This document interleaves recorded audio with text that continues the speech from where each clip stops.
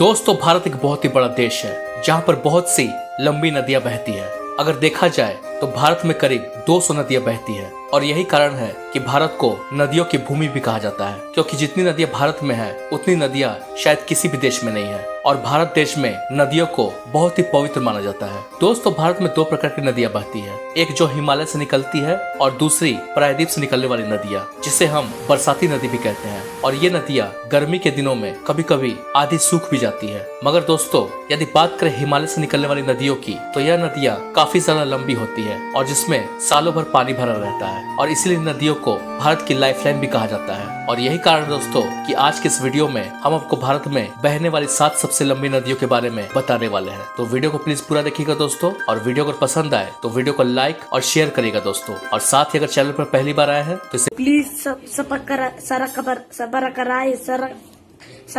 Please subscribe भी जरूर कर दीजिएगा, ताकि आगे भी हमारे चैनल पर आपको ऐसे ही नॉलेजेबल जानकारी मिलती रहे। तो चलिए वीडियो स्टार्ट करते हैं। हेलो दोस्तों, मैं हूं आपका दोस्त जयप्रकाश और स्वागत है आपका टॉप 7 हिंदी में।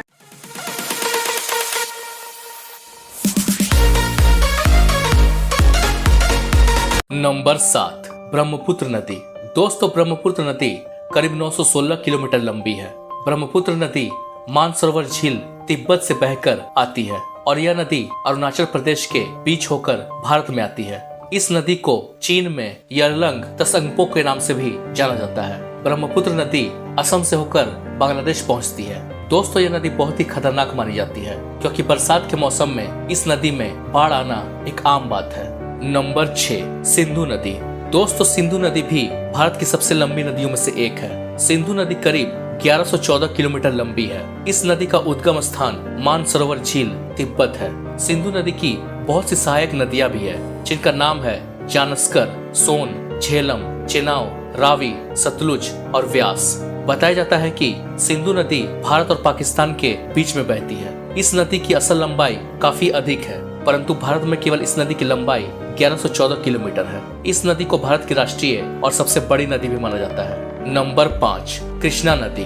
दोस्तों कृष्णा नदी भी भारत की सबसे बड़ी नदियों में से एक है। कृष्णा नदी करीब 1288 किलोमीटर लंबी मानी जाती है। कृष्णा नदी का उद्गम स्थान महाबलेश्वर पश्चिमी घाट है। कृष्णा नदी बहुत से राज्यों से होकर गुजरती है, जैसे कि महाराष्ट्र, कर्नाटक, तेलंगाना और आंध्र प्रदेश से होकर बहती है और आखिर में कृष्णा नदी बंगाल की खाड़ी में जाकर मिल जाती है। नंबर 4, नर्मदा नदी। दोस्तों नर्मदा नदी भारत की चौथी सबसे बड़ी नदी मानी जाती है। नर्मदा नदी करीब 1312 किलोमीटर लंबी है। यह नदी विंध्याचल पर्वत अमरकंटक से बहती है और बहकर यह नदी मध्य प्रदेश और गुजरात, महाराष्ट्र जैसे राज्यों में बहती है। नर्मदा नदी का दूसरा नाम रीवा भी है। इस नदी का वर्णन पौराणिक कथाओं में भी है। कहा जाता है कि नर्मदा नदी उन 7 जलमार्गों में से एक है जो स्वर्ग की ओर जाती है। यहाँ तक कि इस नदी का वर्णन महाभारत और रामायण में भी किया गया है। नंबर 3, यमुना नदी। दोस्तों यमुना नदी को भारत की तीसरी सबसे बड़ी नदी माना जाता है। यमुना नदी करीब 1375 किलोमीटर लंबी मानी जाती है। यह नदी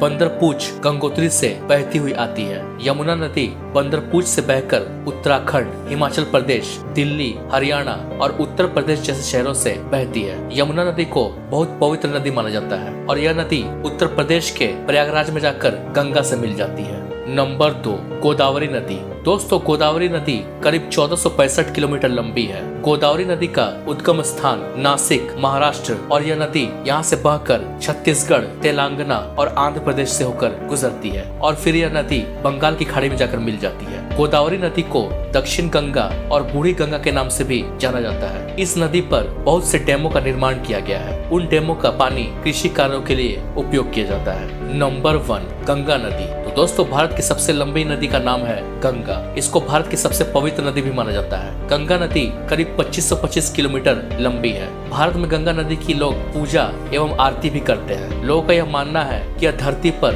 साक्षात भगवान का रूप है। इस नदी का उद्गम स्थान गोमुख हिमानी गंगोत्री है और यह नदी गंगोत्री से बहते हुए उत्तराखंड, उत्तर प्रदेश, बिहार और पश्चिम बंगाल से बहकर बांग्लादेश तक बहती है। फिर यह नदी सीधा बंगाल की खाड़ी में सम्मिलित हो जाती है।